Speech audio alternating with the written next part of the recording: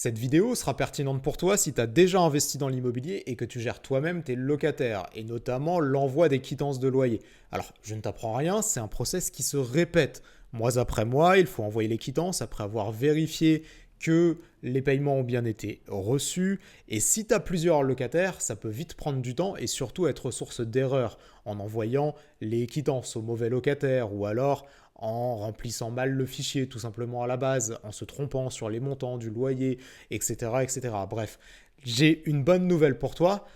Tout ce qui est numérique et qui se répète dans le temps, ça peut facilement être automatisé. Ça va être donc le sujet de cette vidéo aujourd'hui. Je vais te montrer comment on va automatiser l'envoi des quittances de loyer, que tu aies un locataire, 5 locataires, 10 locataires, 100 locataires, on va pouvoir faire ça en un seul clic. En un seul clic, on va pouvoir rédiger les quittances, les transformer en PDF et les envoyer par mail à tous tes locataires. Tu as depuis le début ma petite to-do list pour être sûr de ne rien oublier durant cette vidéo. Alors, déjà, il y a un prérequis. Il faut que tu aies un compte Google. Sur le papier, c'est peut-être pas obligatoire, mais pour l'automatisation que nous on met en place, on va utiliser les mêmes outils que moi, donc il faut que tu aies un compte Google. Bon, on va pas se mentir, il y a 99% de chances que tu en aies un. De toute manière, c'est pas un problème. Ensuite, tu vas devoir mettre en place un Google Sheet. C'est ce qu'on va faire tout de suite. Alors, pour ça, tu auras besoin du lien vers la quittance que j'ai oublié de renseigner ici. Je te le mettrai dans la description de la vidéo, je te mettrai un lien vers tous les éléments dont tu as besoin. Tu vas la télécharger. Alors toi, tu ne pourras pas la modifier parce qu'elle est en lecture seule. Du coup, tu devras ici aller dans Fichier, créer une copie pour pouvoir la copier sur ton propre Google Drive et y avoir accès en modification. Une fois que tu auras copié le fichier, tu vas donc te retrouver face à ça. Je t'ai mis en jaune toutes les informations qu'il faut que tu modifies. Donc là, typiquement, tu es face à une quittance de loyer tout à fait classique. Et donc, tu vas mettre tes informations, tout simplement, donc ton nom, ton prénom, ton adresse, etc. Ici, tu penses juste à changer ton nom, bien entendu. Tu changes l'adresse ici et tu rajoutes ta signature. Alors, tu l'as fait version manuscrite, tu la signes sur une tablette numérique et tu fais une capture d'écran que tu viens copier ici. Ça, c'est toi qui verras. Ensuite, tu vas passer tout ça en blanc une fois que tu as fait toutes les modifications. Ça, c'est la base de notre fichier, donc pense à bien la remplir parce que si c'est mal rempli là, forcément, il y aura des erreurs par la suite. Ça, c'est pour la première fiche. Ensuite, tu as une deuxième feuille, ici, appelée locataire. Pareil, je t'ai mis en jaune les informations que tu dois changer. L'idée ici, c'est de renseigner toutes les données sur tous tes locataires, tout simplement. Donc, tu mets, on va remplir une ligne ensemble, comme ça tu verras exactement comment ça fonctionne. Tu vas mettre ici nom du locataire, donc disons qu'il s'appelle Orange, peu importe. Son nom de famille, bien entendu. Ensuite, tu vas mettre son prénom. Il s'appellera Pierre, c'est un monsieur. Il habite au 4 avenue du Général de Gaulle, 75001. Tous les locataires ils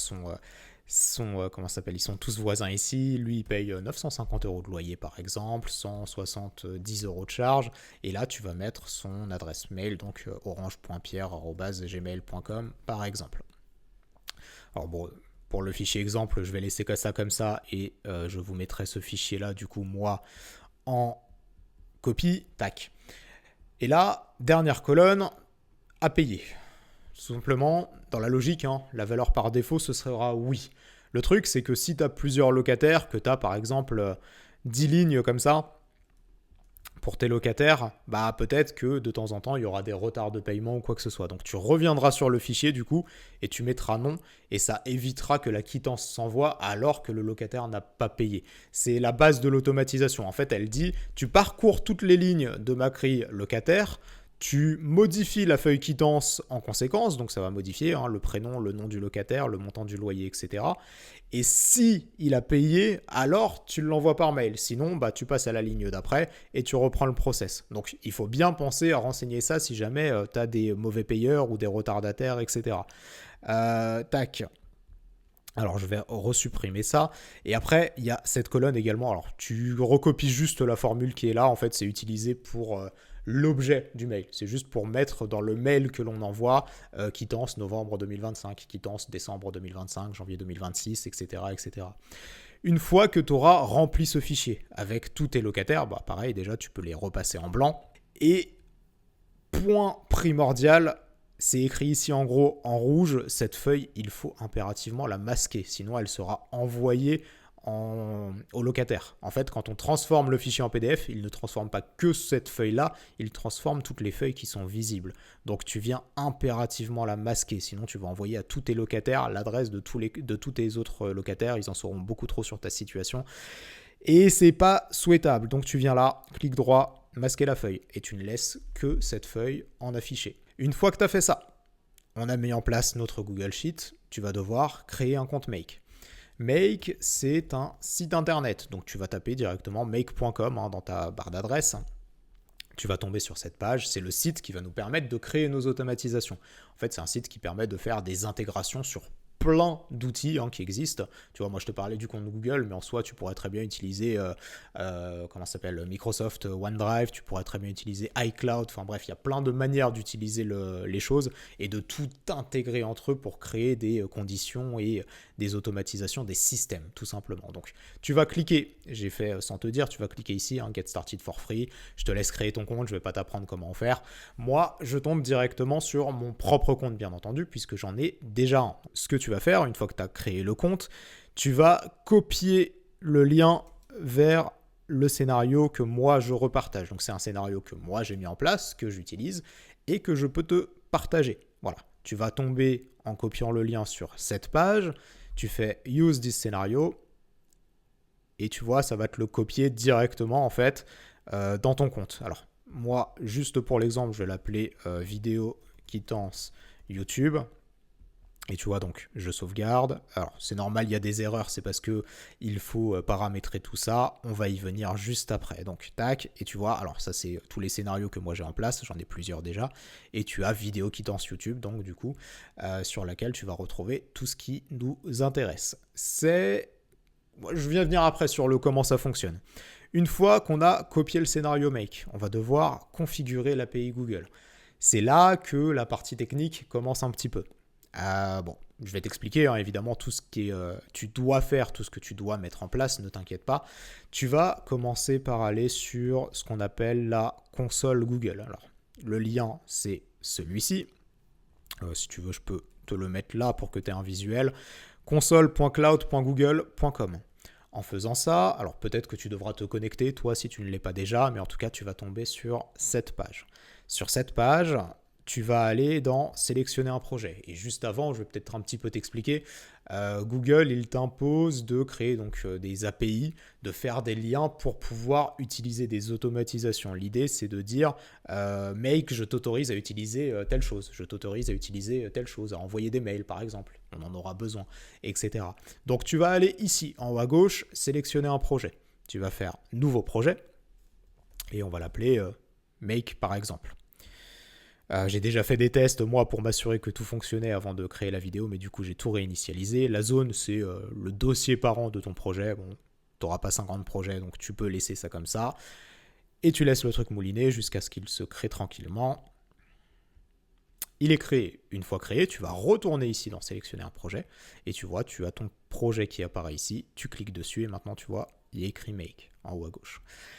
Une fois que tu as sélectionné ton projet, tu vas aller dans API et services.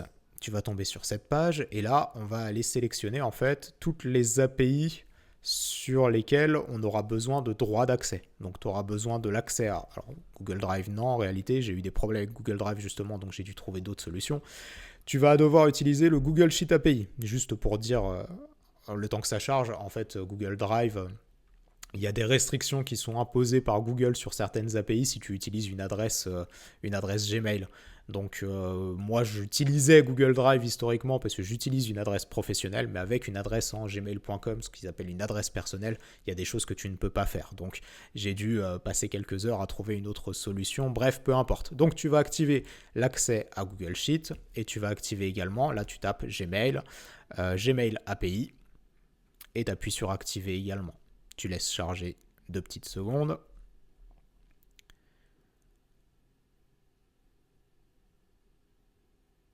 Tac. Une fois que ça c'est fait, tu vas aller ici, dans l'écran de consentement au hôte. Tu cliques sur premier pas, alors si tu as le truc en anglais, tu adaptes, hein, bien entendu, et tu vas devoir créer une application qu'on va appeler Make. L'adresse email, ce sera bien entendu la tienne. Tu appuies sur externe, tu remets ton adresse mail ici, gmail.com, suivant, terminé, continuer, créer. Et tu laisses charger encore une fois 2 petites secondes. Créer, alors tu vois, vous n'avez pas encore configuré de client, on va créer un client du coup.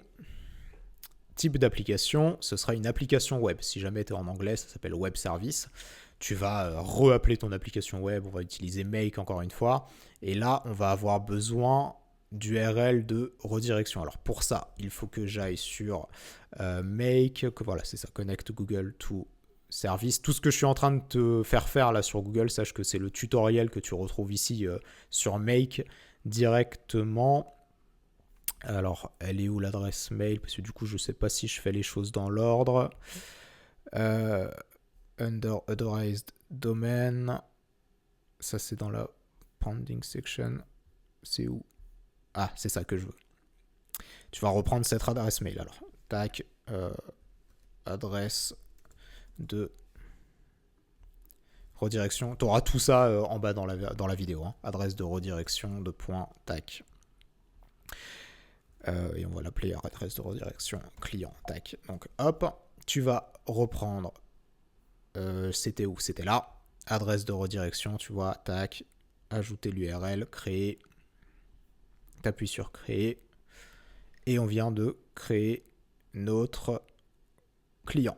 Donc on appuie sur OK. Ensuite, on va aller dans l'audience. Ici, on va ajouter un utilisateur test, ce sera ta propre adresse mail, encore une fois. Tac, enregistrer. J'ai pas cliqué, ok. Une fois que c'est fait, on va aller dans branding. Et dans branding, tu vas aller tout en bas, ajouter un domaine. Et là, pareil, on va reprendre les domaines que Make nous demande de rajouter. J'ai dit Integromat parce que ça fait partie des liens à rajouter. Donc tu as make.com. Bon, je te mettrai les liens aussi, mais ceci dit, ça s'écrit assez facilement à la main. Domaines autorisés de .make.com et integromat.com. Tac. Et tu viens enregistrer ça. Une fois qu'on a fait ça, on va aller ici dans l'accès aux données, et c'est là qu'on va dire exactement en fait à Make ce qu'il pourra faire directement avec Google. Donc on va aller ici dans ajouter ou supprimer des niveaux d'accès, on va afficher toutes les lignes parce qu'on en aura bien besoin, et on va l'autoriser à aller, donc alors j'ai tapé Google Sheet, un CTRL F pour rechercher tous les éléments qui contiennent le mot Sheet, pour retrouver tous les Google Sheets ici, et on va l'autoriser, Google, à consulter, modifier, supprimer toutes mes feuilles de Google Sheet, consulter toutes mes feuilles de Google Sheet, afficher, modifier, supprimer des fichiers dans Google Drive. Voilà, on va lui donner toutes les autorisations, hein. On va faire simple. Comme ça, si besoin, demain, tu as des nouvelles, des nouvelles automatisations à faire. Hein. Si tu en trouves, pourquoi pas, tu peux. Et bah, tu auras tout ce qu'il faut. Et on va faire pareil avec Gmail. Tac, tac, tac, tac, tac. On met à jour. Et on sauvegarde.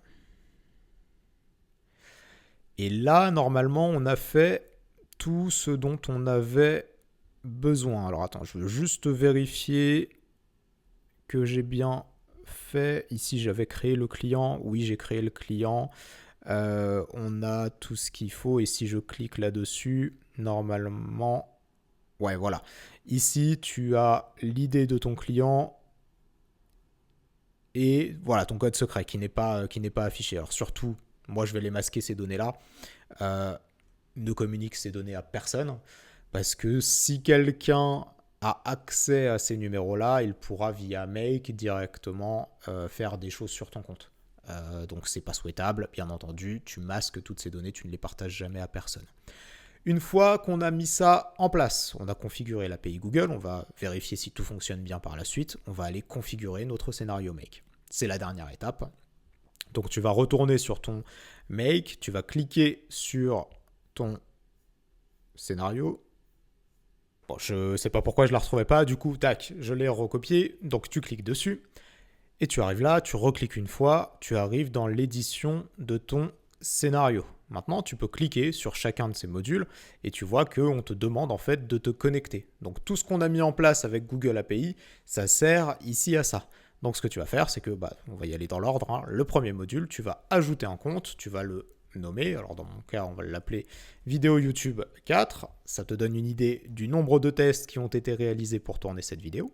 Tu sélectionnes ton compte, tu continues, tu donnes, alors toi, tu auras peut-être à cocher ici pour dire les services auxquels tu autorises Make à accéder. Tu les coches tous, il doit y en avoir un ou deux normalement. Tu appuies sur continuer, et voilà, tac, ça fonctionne. Tu peux sauvegarder. Alors, avant de sauvegarder, ceci dit, ici, il va falloir que tu ailles chercher le fichier quittance que tu viens de mettre en place tout à l'heure. Il faut que tu ailles le chercher ici. Tu cliques sur Spreadsheet ID et en fait, quand tu es ici, alors, tac, reprendre 0, tu vois, voilà. Là, je suis dans le bon endroit, donc tu as un fichier qui s'appelle quittance. Normalement, tu l'appelleras quittance aussi, bien entendu. Spreadsheet ID, quittance. Et pourquoi il m'ouvre tout ça? J'ai pas ça d'habitude. Sheet ID, alors tu as la Sheet ID locataire. Alors, c'est bizarre qu'il m'en ouvre 3 d'un coup. Ah oui, je me disais c'était bizarre. Ok, donc Sheet ID, du coup, si jamais tu as le même bug que moi, hein, tu quittes, tu reviens et tu vois, donc tu as quittance et tu lui dis qu'on va aller chercher effectivement, pour le coup, dans la Sheet ID locataire. On a 3 feuilles, je t'ai parlé de locataire et de quittance, il y a une 3e feuille pour info, tu la laisses masquer, tu n'en auras jamais besoin, c'est utilisé uniquement pour des formules. Et après, le reste, tu ne touches rien et tu sauvegardes. Une fois que tu as fait ça, tu vas aller cliquer sur tous les autres modules. Alors celui-là, tu peux le laisser, hein. C'est juste là pour dire que tu vas avoir plusieurs lignes qui s'affichent sur ton premier module. L'idée, c'est de les traiter une par une. Une fois que tu as fini une ligne, tu commences la seconde, etc. Donc ça, tu touches rien, il n'y a rien à faire. Ensuite, tu viens là donc. Alors, pas besoin d'appuyer sur Add, ceci dit cette fois. Tu vas retrouver directement ta connexion ici, tu vois, vidéo YouTube 4. Et là, tu n'as rien à changer, hein, tu touches à rien, sauvegarder. Vidéo YouTube 4, tu touches à rien, sauvegarder. Et tu fais ça pour chacun des modules. Ensuite, tu vois que là, j'avais utilisé un module Outlook. Donc, je t'avais dit qu'on ferait avec Gmail dans notre cas. Si tu es sur un module Outlook, pour le coup, tu n'auras pas grand-chose à faire. Tu cliques simplement sur le module et tu fais ajouter un compte. Et là, tu verras que ça se passe de manière beaucoup plus simple que sur Google, dans le sens où il n'y a pas d'API à créer. Tu vas juste tomber sur une page qui te demande de te connecter. On peut faire vite fait, hein, si tu veux. Voilà, tu as une page qui te demande de te connecter, tu te connectes et c'est tout. Derrière, tu n'auras rien à paramétrer. Tout est déjà pré-paramétré. Tu n'auras rien à faire. Moi, dans mon cas, je vais supprimer ça et je vais te montrer comment on met en place avec Google. Donc, on va commencer par ajouter la connexion. Alors, c'est vidéo YouTube 4. Sign in with Google. On sélectionne notre compte. Tu vois, ce serait exactement la même chose en fait avec Outlook, hein, tout simplement. Tu sélectionnes s'il te propose les droits d'accès. Alors, s'il te met un message d'erreur comme ça, c'est normal. Tu fermes, tu réouvres. Voilà. Là, on est bon. Alors, juste avant de mettre en place ce module, d'ailleurs, regarde, on va supprimer on va faire tu sais quoi, on va faire plus simple, je vais pas y passer 3 jours pour t'expliquer. Voilà, on va supprimer le module. Juste avant de le lancer, tu vas faire ça. Run once, ici. En fait, ça va exécuter. Voilà, pourquoi il y a une erreur qui ressort. À quoi c'est dû? Ah, mais c'est parce que... Pardon, il va falloir aller sélectionner sur chacun des modules Google Sheet, il va falloir aller resélectionner ta feuille quittance. Donc tu vas recliquer ici, Spreadsheet ID. Alors tu vas revenir en arrière, tac, tu fais plus et tu viens resélectionner quittance ici. Alors pareil, ça bug comme tout à l'heure, tu fermes et là tu viens sélectionner Sheet Name, quittance. Normalement c'est présélectionné. Alors du coup, pardon, il va falloir faire ça sur tous les modules. J'ai pas eu le réflexe parce que je voyais qu'il y avait écrit quittance, mais du coup, il faut le refaire à chaque fois. Donc, tac, quittance. Ici, tu reviens pareil. Spreadsheet ID, on revient en arrière, on resélectionne. Quittance, sauvegarder. Tac.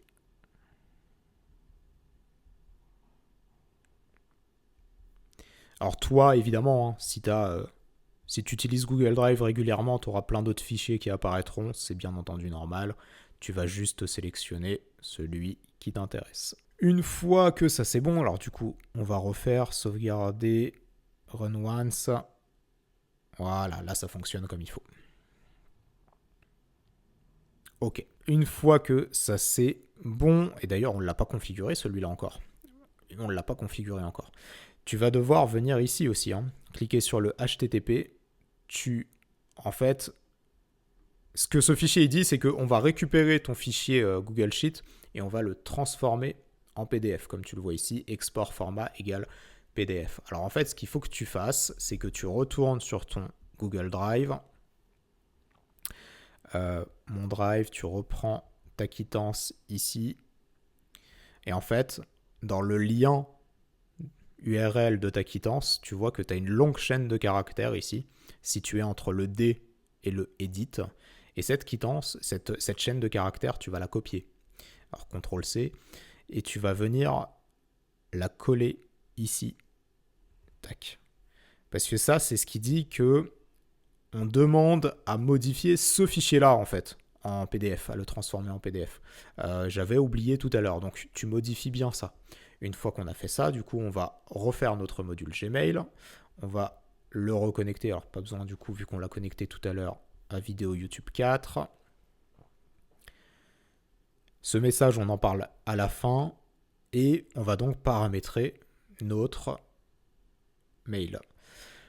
Pour ce faire, tu vas, regarde, quand tu cliques ici, là, sur le tout, donc en fait, c'est la personne à qui tu vas adresser ton mail, donc ton locataire, et bah, tu vas aller sélectionner tout en bas le mail de ton... Ah, il est là, mail de ton locataire, tu vois. Et du coup, en fait, je t'ai fait run tout à l'heure le scénario parce que ça te permet de voir tous ces trucs-là et de voir qu'est-ce qu'il y a écrit dans chacune des cellules. Donc là, bon, mail, j'avais écrit XXX exprès. En vrai, on devrait pouvoir le rechanger pour faire un test. Je vais m'auto-envoyer le mail comme ça. Je pourrais te montrer comment ça fonctionne. Donc là, locataire, mail, je mets mon adresse perso. Bon, je vais la mettre sur tous les locataires, comme ça tu verras en détail. Ça, je pense bien à remasquer. Masquer la feuille. Hop. En sujet, du coup, sujet du mail, hein, bien entendu. On va écrire quittance et tu vas aller chercher ici, tout en bas, le mois. Alors, ça s'est pas mis dans le bon ordre. Quittance, le mois, voilà. Et en fait, comme ça, le sujet de ton mail, ce sera quittance et le mois en cours. Donc, quittance novembre 2025, décembre 2025, janvier 2026, etc., etc. Après, on va rajouter ici du texte sur notre mail, donc dans le body content. Et on va dire bonjour. Et là, tu peux même détailler, hein, puisque tu as toutes les infos de tes locataires. Donc tu peux écrire bonjour, monsieur, monsieur Pierre. Tu fais ça, et il y aura écrit pour chacun de tes locataires bonjour monsieur Pierre, bonjour madame Orange, bonjour monsieur Bidule, etc. etc. Tu mets une virgule. Je te ferai simple, hein, je vais te copier-coller le texte que j'écris là, comme ça tu n'as pas besoin de l'écrire à la main. Surtout qu'il va falloir mettre des tags HTML pour créer les espaces. Bon bref, je te détaille pas la partie informatique, je te fais juste un copier-coller et on se retrouve juste après un cut. Voilà, ce sera ce texte-là. Donc je vais te le mettre également ici, dans la description de la vidéo. Texte du mail de point, tac. Le BR, c'est pour dire les retours à la ligne, hein, pour information. Ça, si ça te met ça, c'est parce que c'est c'est pour dire que c'est la variable. Hein, mais du coup, si je reprends ça, je copie et je colle, tu vois, ça se met bien comme il faut, il n'y a pas de souci. Ensuite, une fois qu'on a écrit le corps de notre texte, il va falloir rajouter le fichier PDF que l'on a créé. Donc là, tu vas créer sur map. Tu vas donner un nom à ton fichier PDF. Ce nom, ce sera tout simplement, en fait, on va réutiliser la même chose que tout à l'heure dans le sujet du mail. Ce sera quittance et le mois. Comme ça, en fait, le fichier va s'appeler directement quittance novembre 2025. Et tu vas réécrire important, pense-y bien, .pdf. Il faut inclure l'extension ici. Et dans la data, là, tu vas venir et tu vas sélectionner, en fait, ici, sous HTTP getFile, data, et tu sauvegardes. En faisant ça, normalement, on est tout bon, sauvegarder. Et là, place à la magie, le one-click que je te vends depuis le début, j'appuie, voici ce qu'il se passe. Je regarde juste qu'il n'y ait pas d'erreur. Il y a une erreur.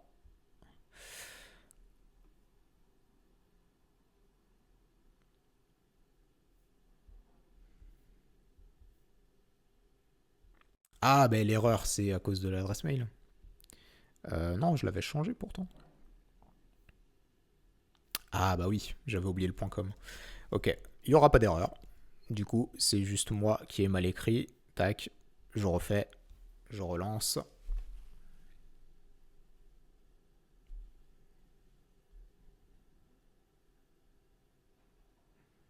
Et voilà. Et là, tu vois, alors je sais pas si tu vois, c'est assez rapide. Ça se relance une deuxième fois et ça se relance une troisième. Donc maintenant, si je vais sur mon adresse mail, j'ai plus de batterie. Voilà, je reçois automatiquement tous les mails.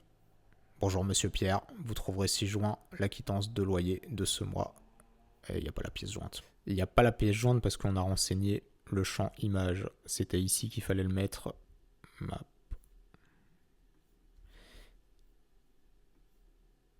Du coup, file name, on utilise ça. Data, on utilise ça.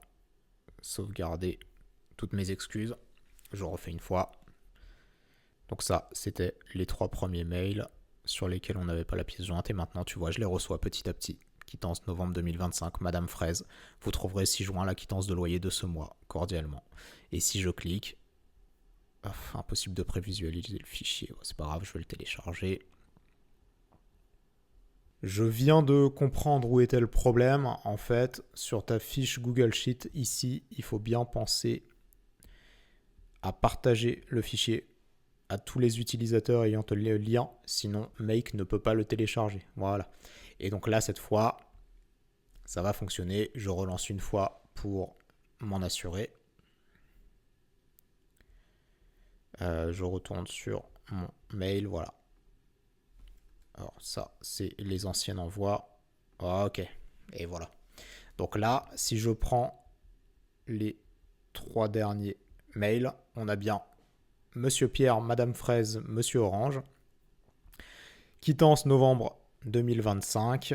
Monsieur Jean-Pierre, 1 avenue du Général de Gaulle, 75001 à Paris, paye 900 €, 200 €, fait à Paris le 7 novembre 2025.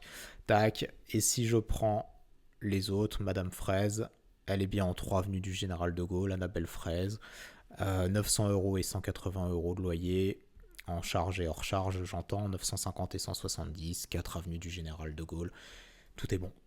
Et donc là, la promesse se valide enfin.